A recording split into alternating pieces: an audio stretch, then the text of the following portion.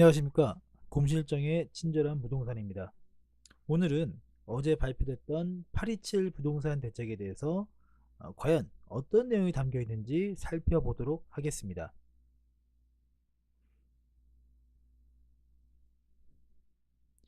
어제 보도됐던 기사들입니다. 서울시의 투기지역이 추가 지정됐다는 기사와 신규 택지지구를 지정하기로 했다는 기사가 있습니다. 그리고 규제들이 과연 효과가 있을지는 미지수라는 기사도 있죠. 그럼 어떤 정책들이 발표됐는지 한번 살펴보겠습니다. 827 부동산 대책 주요 내용입니다. 우선 수도권 주택 공급 확대라는 내용이 있죠. 수도권 부동산 규제 강화라는 내용도 있고요. 자, 규제 강화에는 투기지역, 투기과열지구, 조정 대상 지역에 추가 지정이 있었습니다. 자, 그럼 세부 내용을 볼까요? 우선 수도권 주택 공급 확대 관련 내용입니다. 정부는 지난 7월 5일 신혼부부 주거지원 방안을 발표하면서 전국에 40곳 이상의 신규 택지를 확보하고요. 그 중에서 70%인 30곳을 수도권에 정하기로 했습니다. 그런데 이번 827 대책에서는요, 이전과는 별개로 수도권에 14곳 이상의 공공택지를 확보하겠다고 발표했죠. 이전에 발표한 것과 더하면 2022년까지 총 44곳 이상의 신규 택지지구를 수도권에 개발한다는 내용입니다. 이 공공택지에 대해서 잘 정리되어 있는 이미지가 있어서 참고하시라고 담아뒀습니다. 동아일보와 이데일리의 기사에서 발췌한 이미지인데요. 현재 수도권에 총 15곳의 신규 공공택지가 지정되어 있으며 앞으로 30여 곳을 더 지정할 예정입니다. 자, 다음은 수도권 부동산 규제 강화에 대한 내용입니다. 이번에 추가 지정된 투기지역은요, 서울시 종로구, 중구, 동대문구, 동작구가 있습니다. 그리고 투기과열지구로 지정된 곳은요, 경기도 광명시 그리고 하남시가 있습니다. 기존에 지정됐던 투기지역과 투기과열지구는 그대로 유지됩니다. 그리고 마지막으로 조정대상지역은요, 경기도 구리시, 그리고 안양시 동안구, 그리고 수원에 있는 광교 신도시 이렇게 지정이 됐고요. 기존 조정 대상 지역 중에서 부산시 기장군만 해제가 됐습니다. 자, 이 투기지역과 투기과열지구 조정 대상 지역에 대해서 살펴보려면요, 작년 8월 2일에 발표됐던 부동산 대책을 봐야 하는데요. 잠깐 살펴보겠습니다. 작년 8월 2일부로 발표된 내용이고요. 자, 보시면 8월 3일부로 대부분 수도권에 지정된 투기지역과 투기과열지구 그리고 조정대상 지역이 있습니다. 지방에는 세종시와 부산 등이 지정됐었죠. 자, 작년에 지정된 곳들을 이렇게 정리하면 이 그림과 같이 나오는데요. 조정대상 지역이 투기과열지구가 투기지역을 감싸고 있습니다. 즉 투기지역은 무조건 투기과열지구와 조정대상지역에 포함된다는 의미죠. 투기과열지구 역시 조정대상 지역에 포함된다는 의미이기도 합니다. 자, 이 규제 내용은요, 이제 투기지역과 투기지역이 가장 심하고요. 투기과열지구는 그거는 좀 덜하고요. 그리고 조정대상 지역은 이제 최소한의 규제 강화에 대한 부분인데 이 규제 내용은 대부분 이제 세금 중과 그리고 대출 규제 강화입니다. 자유민주주의 국가에서 투기가 우려된다고 해서 주택 거래한 것을 아예 막을 수는 없습니다. 그래서 정부에서 무기로 삼을 수 있는 건 세금과 대출 규제죠. 다주택자에 대한 양도세 중과 그리고 대출 억제 내용입니다. 자, 이제 이 부분은요, 그 이전의 규제 지역과 그리고 이번에 새로 지정된 지역을 지도에 한번 표기해 봤습니다. 우선 경기도권인데요.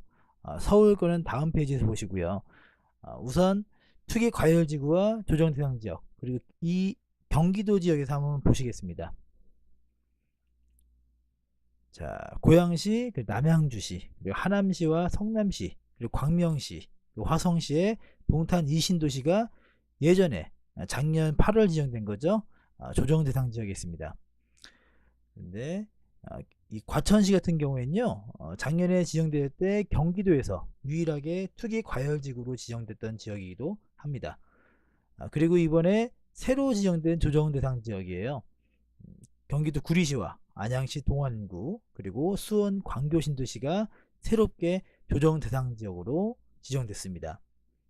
그리고 요 하남시와 광명시는 원래 조정 대상 지역에서 투기 과열지구로 지정됐죠. 규제가 조금 더 강해질 겁니다. 아무래도 하남과 광명 지역은 그만큼 인기가 많고 찾는 사람들이 많은 지역이기도 하니까요.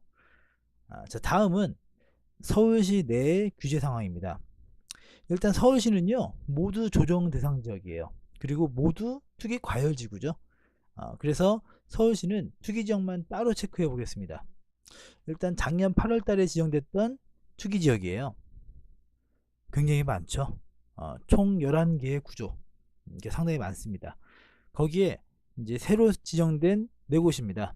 서울 종로구, 중구, 동대문구, 그리고 동작구가 새로 투기 지역으로 지정됐습니다. 총 25개의 구 중에서요, 15개가 투기 지역으로 묶였습니다. 굉장히 많죠. 자, 마지막으로 827 부동산 대책에 대해서 한번 정리해 보겠습니다. 기본적으로요, 수도권 위주의 정책입니다.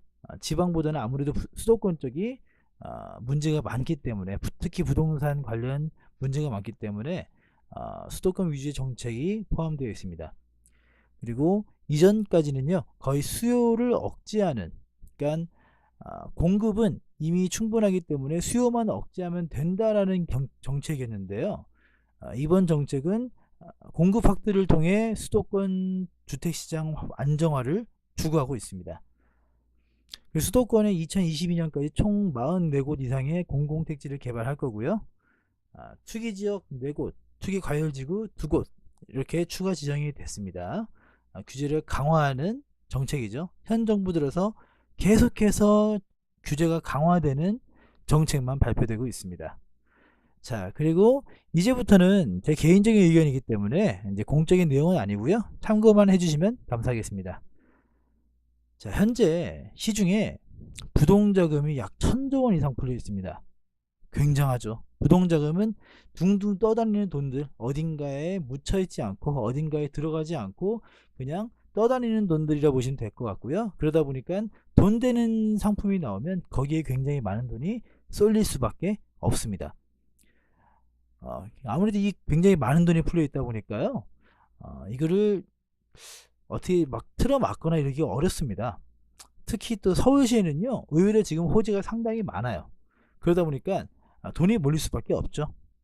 이 상황에서 이 1000조라는 돈이 몰리고 있는데 여기다가 세금을 강화하고 대출을 억제하는 것만으로 과연 이 투기 세력들을 억제할 수 있을까?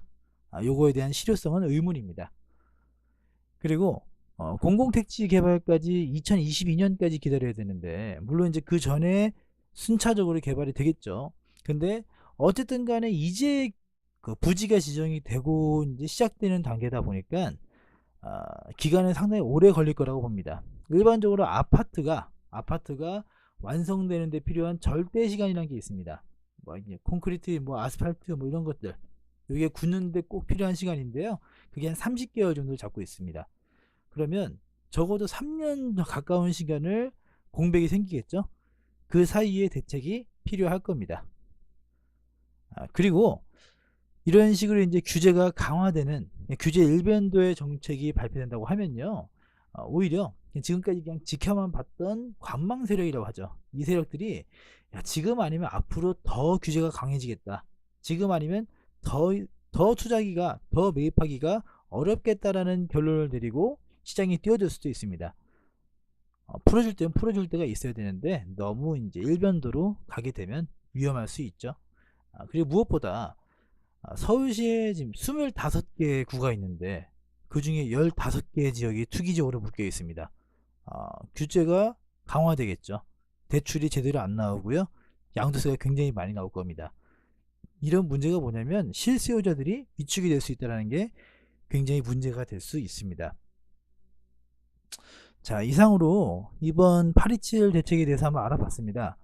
부동산이라는 상품 자체가요, 정부의 영향력이 굉장히 크게 미치기 때문에 정책에 부딪히려 하고 저항하려고 하면 이게 이득을 보기가 굉장히 어렵습니다. 가장 현명한 것은요, 정부 정책을 정확히 알고요, 그 정책을 활용하는 것이 가장 좋을 겁니다. 자, 이상입니다. 시청해 주셔서 감사합니다. 곰실장의 친절한 부동산이었습니다. 감사합니다.